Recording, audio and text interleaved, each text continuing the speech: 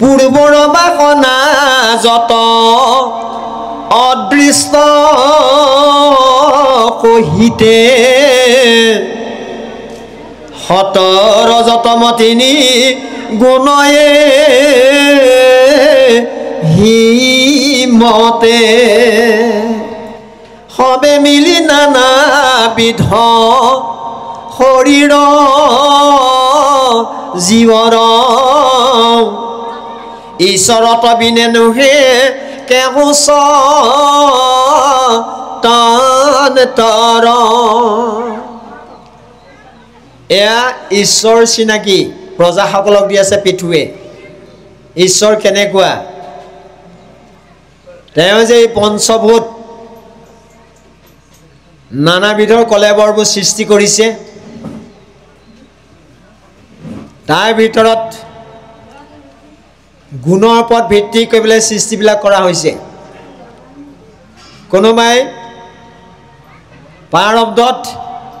তম গুণীয়া হৈ আহিছে এইটো জন্মত আৰব্ধত কি হৈছে তম গুণতেই সৃষ্টি হৈছে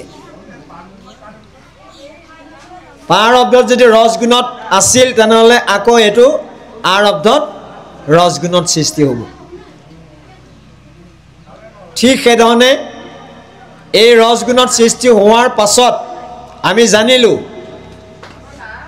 যে এই গুণবিলাক নিঃশেষ কৰি আমি নিৰ্গুণ হ'ব লাগিব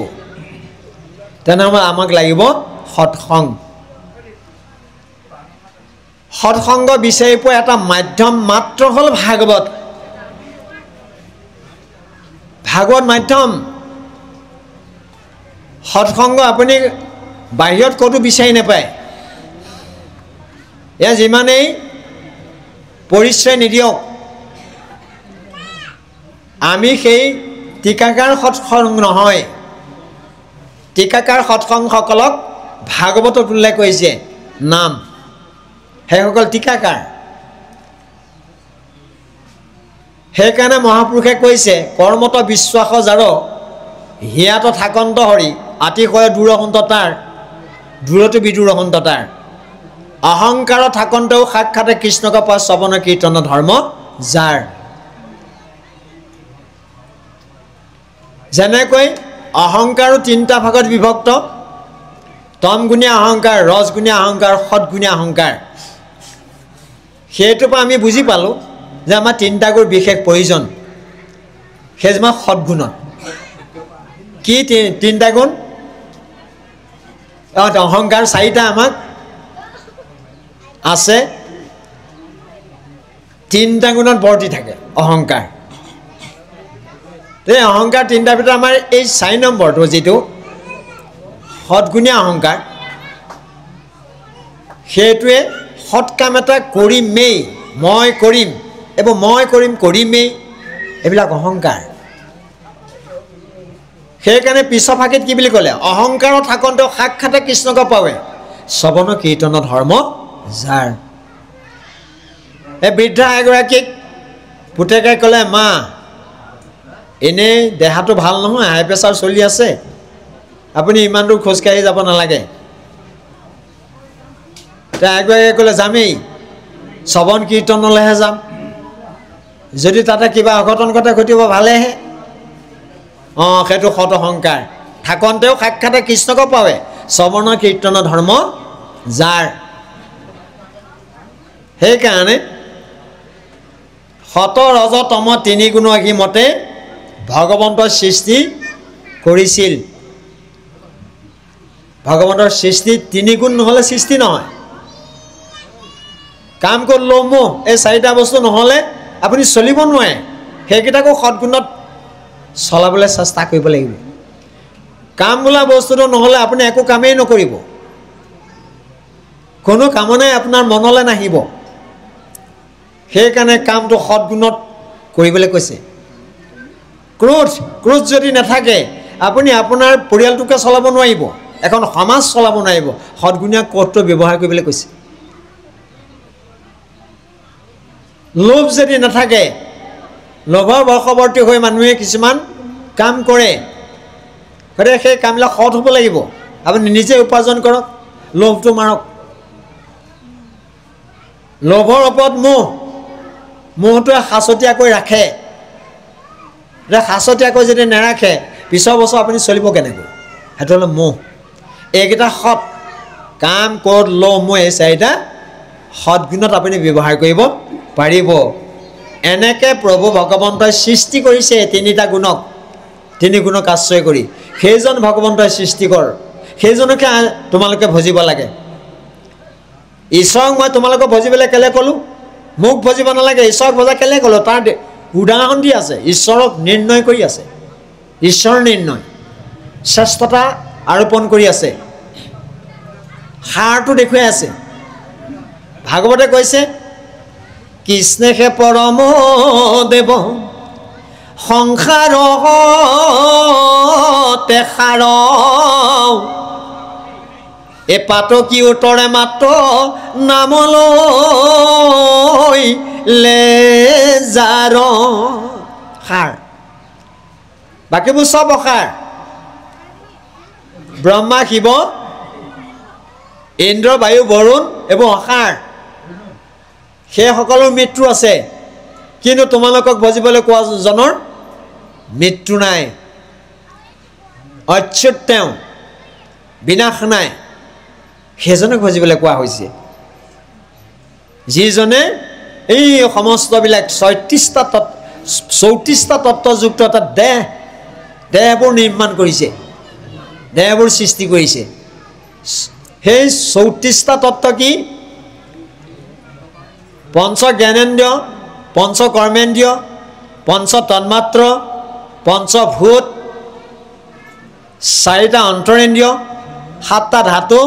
3টা গুণ, টোটেল 34। এই 34টা থাকিলেও এডাল কাটি থোৱা কাঠ বুলি কৈছে, সাৰ শিকটি নাইকিয়া এডাল কাঠ, যদিহে তাত 2টা তত্ত্ব নোসোমায়। সেই 2টা তত্ত্ব কি? এটা হ'ল জীৱতত্ত্ব, আনটো হ'ল পৰম তত্ত্ব, পৰমাত্মা। তাৰমানে জীৱাত্মা আৰু পৰমাত্মা, টোটেল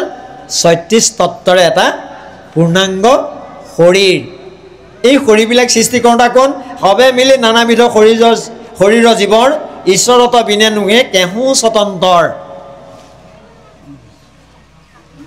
ঈশ্বৰ স্বতন্ত্ৰ, বাকীবোৰ তেওঁ সৃষ্টি কৰাব। বাকীবোৰ শিৱ, ব্ৰহ্মা, ইন্দ্ৰ, বায়ু, বৰুণলৈকে সৈতে এইবোৰ পৰতন্ত্ৰ।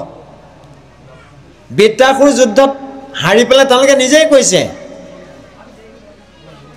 বৃত্ৰাসুৰৰ যুদ্ধত হাৰি পেলাই আমি দেৱতাবিলাক কোন চিনাক্তকৰণ কৰি দিছে।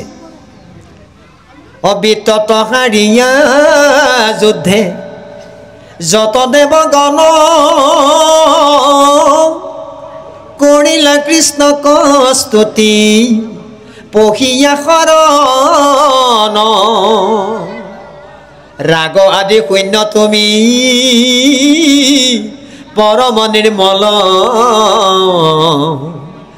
নাহি অহংকাৰ বিষয়ৰ কৌতূহল, হে নয়নিৰ গুণ তুমি পৰম ঈশ্বৰ, মায়াৰ অধীনয় আমি দেৱতা অপৰ। তুমি নিৰ্গুণ স্বতন্ত্ৰ ঈশ্বৰ, তুমি, আমি মায়াৰ অধীন, সেইকাৰণে আমি স্বতন্ত্ৰ নহয়। এই বাক্যটোকে কৈছে পৃথুৱে প্ৰজাসকলক। কি বুলি কৈছে? সবে মিলি নানাবিধ শৰীৰৰ জীৱৰ ঈশ্বৰত বিনে নোহে কেহু স্বতন্ত্ৰ। যেন উচনি চমকা কাষ্ঠ সমস্তয়, সমস্ততে অগ্নি ভিনে ভিন্ন প্ৰকাশয়, ৰামে যি চৰণ জীৱত প্ৰকাশ সেহি নয়, মহন্তে আৰাধিয়া পোনাতে প্ৰকাশয়, হেন জানি ভজা সবে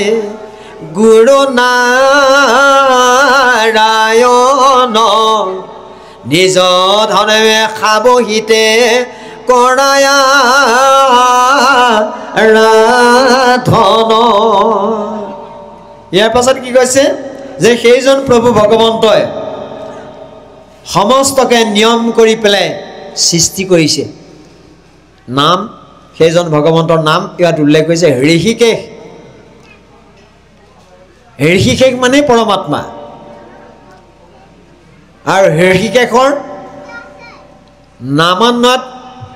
ঘোষাৰ নামান্নত কৈছে ঋষিকেশ মানে কি ইন্দ্ৰিয় নিয়ন্ত্ৰণ কৰোতা ইন্দ্ৰিয়াতীত হৈ ইন্দ্ৰিয়ক নিয়ন্ত্ৰণ কৰোতাজনক ঋষিকেশ বোলে আৰু যিজন ইন্দ্ৰিয়ৰ অধীন হৈ মনৰ অনুৱৰ্তী হৈ চলি আছে সেইজনক কয় গুড়াকেশ সেইকাৰণে অৰ্জুনৰ নাম গুড়াকেশ অৰ্জুন মানে জীৱাত্মা আৰু ঋষিকেশ মানে ঈশ্বৰ কৃষ্ণ মানে পৰমাত্মা যে পৰমাত্মা আৰু জীৱাত্মাৰ কথোপকথন সেয়া হ'ল গীতা কেলে কৰিছিলে পৰমাত্মাই জীৱক কি নিৰ্দেশনা দিলে বোলে সব বাদ দিয়া মই তোমাক জ্ঞানৰ নিমিত্তে ঢেৰ ক'লোঁ 723টা শ্লোক দিলোঁ ক'লোঁ তাৰ ভিতৰত মাত্ৰ তুমি দুটা পালন কৰিলেই হৈ গ'ল 723টা শ্লোকৰ ভিতৰত কি যে মনটোৱে দেহটোৱে মোক দিয়া দি পেলাই তাৰপিছত কৈছে মোৰ শৰণাপন্ন হোৱা এই দুটাই কথা মনটোৱে দেহটোৱে মোক দিয়া আৰু মুঠ শৰণাপন্ন হোৱা সেইকাৰণে 65 নম্বৰ শ্লোকত কৈছে মনটোৱে দেহটোৱে দিয়া আৰু 66 নম্বৰ শ্লোকত কৈছে মুঠ শৰণাপন্ন হোৱা 65টোৱে কি কৈছে গীতাৰ একেবাৰে শেষৰ অধ্যায়টো যেটো সন্ন্যাস যোগ বুলি কোৱা হয় মন মনা ভৱ মত ভক্ত মত জাজি মং নমস্কাৰো মামে বৈশ্যসী প্ৰতি জানে প্ৰিয় সীমে তুমি মোৰ অতি প্ৰিয় সখী কাৰণে মই তোমাক আসল তত্ত্ব কথাটো কৈ দিলোঁ সখী কি তত্ত্ব কথা তুমি মাত্ৰ মোক মনটো আৰু দেহটো দিয়া দেহটো মানে দেহ অৰ্পণ আত্মসমৰ্পণ সেইটো আমি বহুতে বুজি নাপাওঁ বুলি জানি সংস্কৃতত লিখিছিল যে মহাপুৰুষ মাধৱদেৱে লেছাই চনত লিখিছে কি বুলি তাৰ অৰ্থটো লিখিছে 65 নম্বৰ শ্লোকৰ অৰ্থটো লিখিছে কি বুলি লিখিছে মোতে মাত্ৰ সদা দিয়া মন এ মোৰ ভক্ত সৰ্বক্ষণ মুকে পূজা মাত্ৰ মুকে কৰা নমস্কাৰ কহিল তোমাত সত্যবাণী পাইবা সুখে মোক মহামানী তুমি প্ৰিয়তম সুহৃদ সখী আমাৰ তুমি অতি সুহৃদ সখী কাৰণে মই তোমাক আচলিত তত্ত্ব কথাটো ক'লোঁ এনেকৈ দি পেলাই কি কৰিবা তুমি মোৰ শৰণাপন্ন হোৱা সেইকাৰণে গীতাই শৰণ দেখুৱাইছে গীতাৰ মূল তত্ত্ব হ'ল এক শৰণ ভাগৱতৰ মূল তত্ত্ব হ'ল সৎসং আৰু পদ্মপুৰাণৰ স্বৰ্গখণ্ড হ'ল ঈশ্বৰৰ নাম এই তিনিভাগ গ্ৰন্থই আমাক তিনিটা বস্তু দিছে শৰণ নাম আৰু সৎসং শৰণতকৈ আকৌ প্ৰথম হ'ব লাগিব আপোনাৰ সৎসং তাৰপিছতহে শৰণ তাৰপিছতহে নাম সৎসং শৰণ নাম এতিয়া শৰণটোৰ কথা কি ক'লে এইটো হ'ল 66 নম্বৰ শ্লোক সেই একেটা যুগৰ সন্ন্যাস যুগত লিখিছে 66 নম্বৰ শ্লোকত কি বুলি কৈছে সৰ্বধৰ্মাং পৰিত্যাজ্য মামেক শৰণং ব্ৰজ আহং সৰ্ব পাপেভ্যো মুখ্যৈষ্যামা শুচঃ সৰ্বসাধাৰণ লোকে বুজি নাপায় বুলি জানি কৃপালু গুৰুজনে একাদশ স্কন্ধ ভাগৱতৰ 4ৰ্থ পদত কৃষ্ণ উদ্ধৱ সম্বাদৰ উপদেশত দিলেগৈ সেই গীতাৰ তত্ত্বটো কি বুলি দিলে শুনা সভাসদ পদ মহাভাগৱত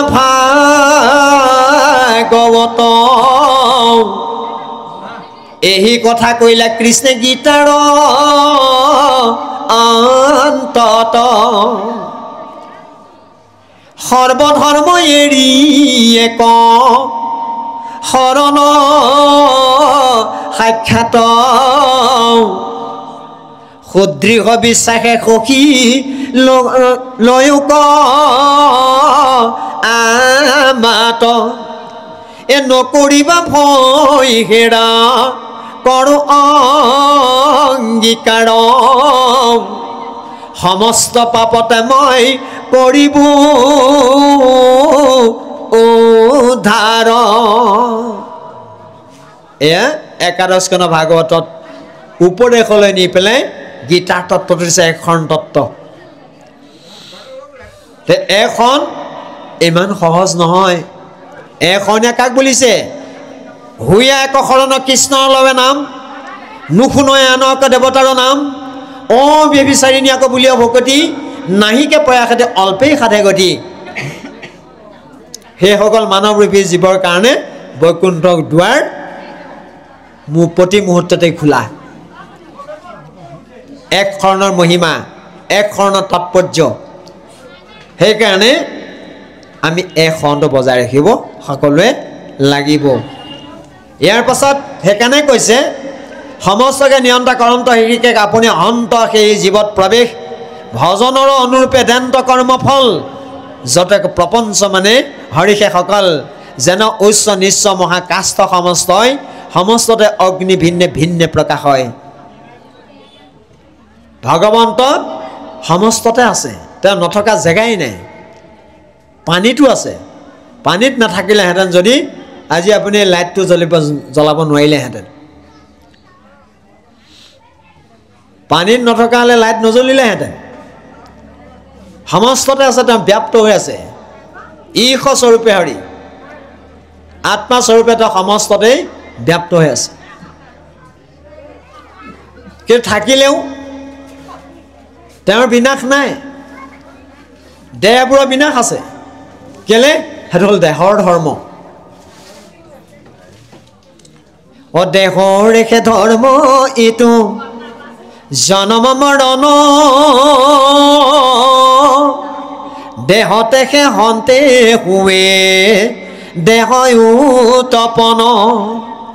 দেহতে সে আশা মাত্ৰ তুমি দেহাহীন যেন অগ্নি থাকন্ত কাষ্ঠত কৰি ভিন ডাঙৰ কাষ্ঠটো আছে অকমানি কাষ্ঠটো তেওঁ আছে সেইকাৰণে ইয়াত কৈছে উচ্চ নিচ্চ যেন উচ্চ নিচ্চ মহাকাষ্ঠ সমস্তই সমস্ততে অগ্নি ভিন্নে ভিন্নে প্ৰকাশ হয় ভগৱন্ত তেনেধৰণে সমস্ততে ব্যাপ্ত হৈ বা প্ৰকাশিত হৈ আছে ঈশ্বৰৰো জীৱত প্ৰকাশ সেহি নয়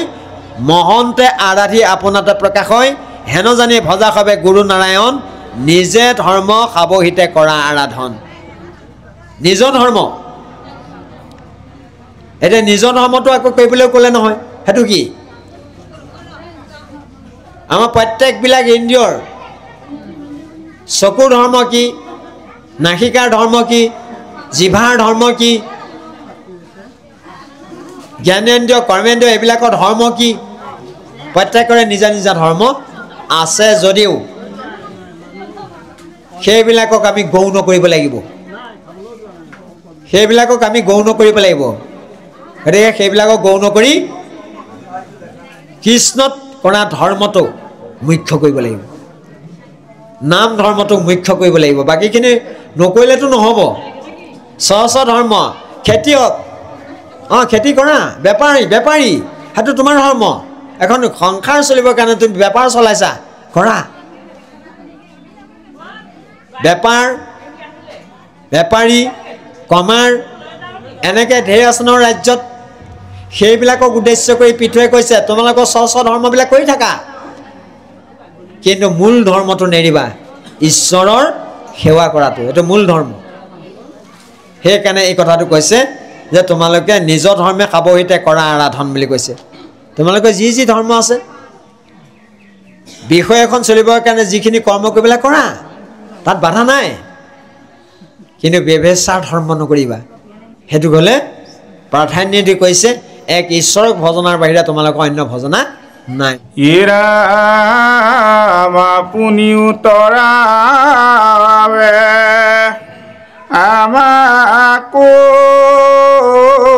তৰায়ো কায় বাক্য মন চিত্তে হৰিক ভৰিও আজি ধৰি কৰোৱাই মোহৰ ৰাজ্যত বালবিধ আদি কৰি প্ৰজাই আছে যত হৰিত কৰো কহবে কৰ্ম সমপন নিৰন্তৰে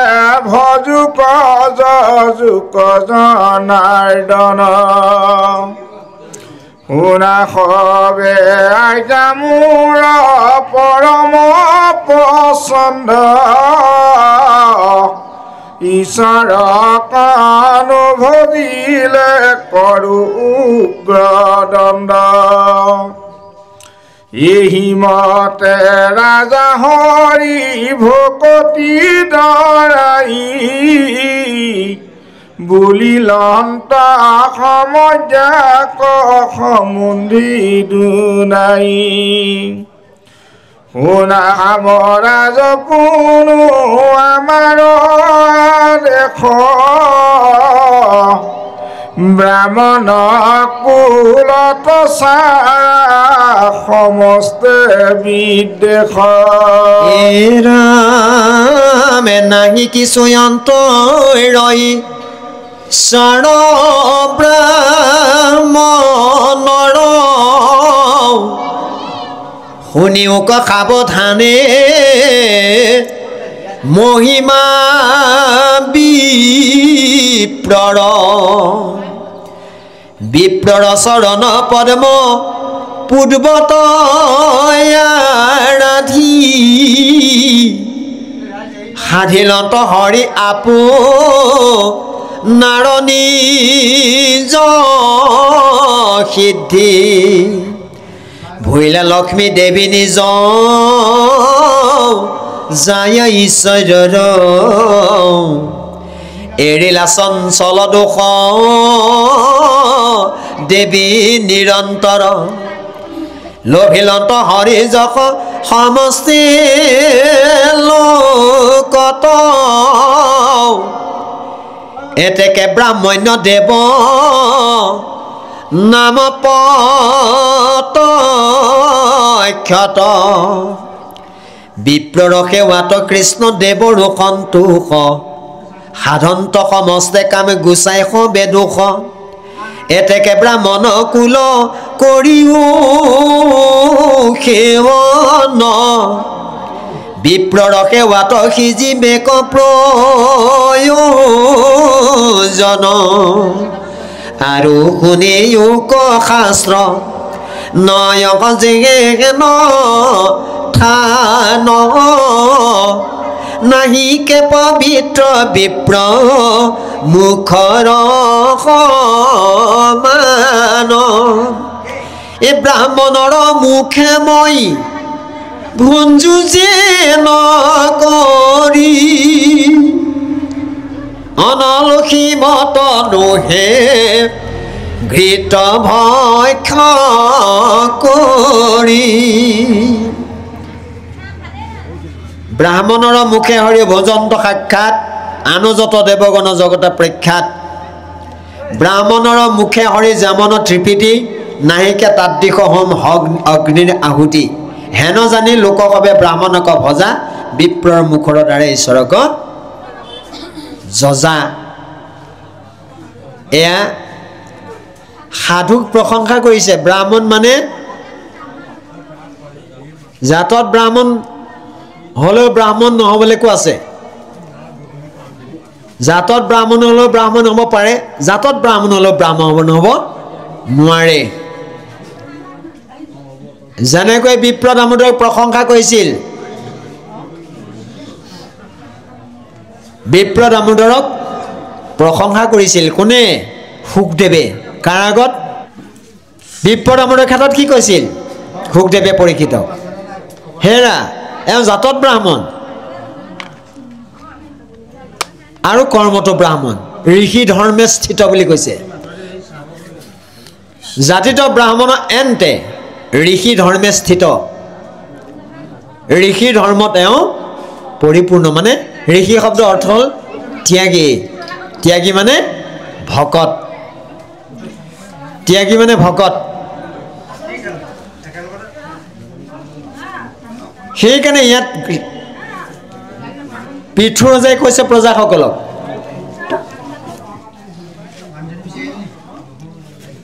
কি বুলি কৈছে এই মতে ৰাজা হৰি ভকতি দৰ্শাই বলি লণ্ড সমাজক সম্বোধি দুনাই প্ৰজাসকল আকৌ কৈছে দৃঢ়তাৰে কৈছে কি বুলি কৈছে শুনা খামৰ ৰাজ পুনো আমাৰ আদেশ ব্ৰাহ্মণ কুলত কিন্তু কেতিয়াও বিদ্বেষ ভাৱ নানিবা ব্ৰাহ্মণ কুলক কেতিয়াও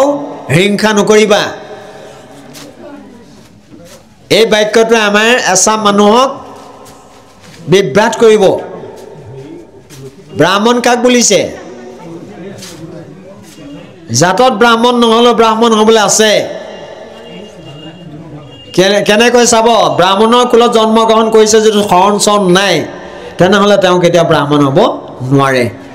সেইকাৰণে কৈছে জন্ম যায়তে শূদ্ৰ যি কুলতে জন্ম নহওক জন্ম হোৱাৰ লগে লগে শূদ্ৰ শৰণে দ্বিজ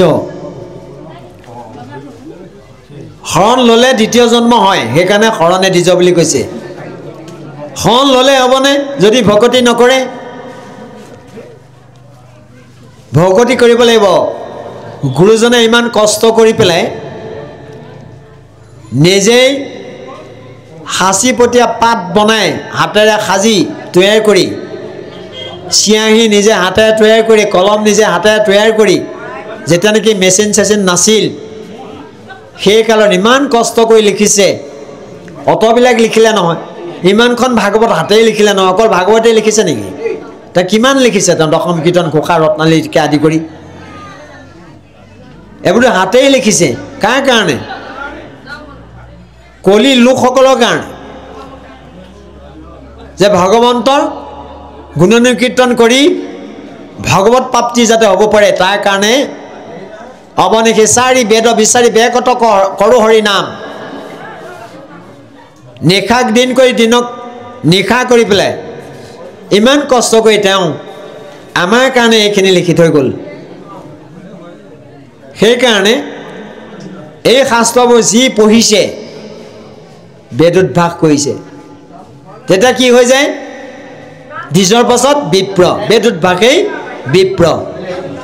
বেদ কেলে পঢ়িব লাগে বেদ কেলে অভ্যাস কৰিব লাগে ঈশ্বৰক জানিবৰ কাৰণে সেইকাৰণে শাস্ত্ৰ পঢ়িব লাগে বেদ পঢ়ি পঢ়ি যদি ঈশ্বৰক জানিছে তেনেহ'লে কৈছে ব্ৰহ্মক জানন্তি ইতি ব্ৰাহ্মণ বেদ পঢ়ি যদি ব্ৰহ্মক জানিছে ঈশ্বৰক জানিছে সেইজনকে ব্ৰাহ্মণ বুলিছে তেনে ব্ৰাহ্মণক তোমালোকে কিন্তু কেতিয়াও বিদ্বেষ ভাৱ নানিবা বুলি ৰাজা পৃথুৱে প্ৰজাসকলক কৈছে ব্ৰাহ্মণক মান্যতা দিয়াৰ কথা কৈছে তাৰপিছত কৈছে শুনিওক সাৱধানে মহিমা বিপ্ৰ চৰন্ত পদ্ম পূৰ্বত আৰাধি হাৰিলন্ত হৰি আপোনাৰ নিজ সিদ্ধি যে ব্ৰাহ্মণৰ দৰে ঈশ্বৰেও তেওঁৰ মনৰ কামনা পূৰ্ণ কৰিছিল যেনে জয় বিজয় ক্ষেত্ৰত ব্ৰাহ্মণক তাত জড়িত কৰি দিলে চাৰিজন সিদ্ধক তেওঁ নি পেলাই সেই অথন্তটো কৰাই দিলে কেলে এওঁলোকক পৃথিৱীলৈ জন্ম দি তেওঁলোকৰ দ্বাৰাই মই লীলা বৰ্ধন কৰিম। এইটো কম কথা নহয়। তেওঁলোকক পৃথিৱীলৈ নি তেওঁলোকৰ লগত মই লীলা আচৰণ কৰিম। লীলাবোৰ শুনি মানুহৰূপী জীৱবোৰ তেওঁ তৰিব। এইটো কম উদ্দেশ্য নহয় ন। সেইকাৰণে বামুণক লগত লৈ তেওঁ মহান কাৰ্য সাধন কৰিছিল। সেইকাৰণে তেনে ব্ৰাহ্মণক আমাক অনাদৰ কৰিবলৈ, প্ৰজাসকলক কোৱাৰ চলেৰে আমাক অনাদৰ কৰিবলৈ মানা কৰিছিল। কেলে? ভগৱন্তই কৈছে যে মই সেইসকল ব্ৰাহ্মণৰ মুখেদি খাই যিমান ভাল পাওঁ, অগ্নিও সিমান ঘিউ খাই ভাল নাপায়। সেইকাৰণে কৈছে ব্ৰাহ্মণৰ মুখে হৰি যেমন তৃপ্তি নাহিকে তাদৃশ হোম বহনিৰ আহুতি। বেদত বিহিত দুই মুখৰ ঈশ্বৰ, একমুখ বিপ্ৰ আৰু অনল অপৰ। বেদৰ দুখন মুখ বুলি কৈছে, তাৰে এখন বিপ্ৰ আনখন অগ্নি। এখন হ'ল বিপ্ৰৰ, আনখন হ'ল অগ্নি। ব্ৰাহ্মণে যিটো কৈ দিব, ভকতে যিটো কৈ দিব সেইটো লাগি যাব। তাৰমানে শাস্ত্ৰই যিটো ক'ব সেইটো লাগি যাব। এই দুটা কথা মহত্ব বুজি আমি এই দুটাক মান্যতা দিব লাগিব বুলি কৈছে পৃথিৱীৰ প্ৰজাসকলক। কিমতে ভকতি কৰিব তোমাত হৰি হৰি হৰি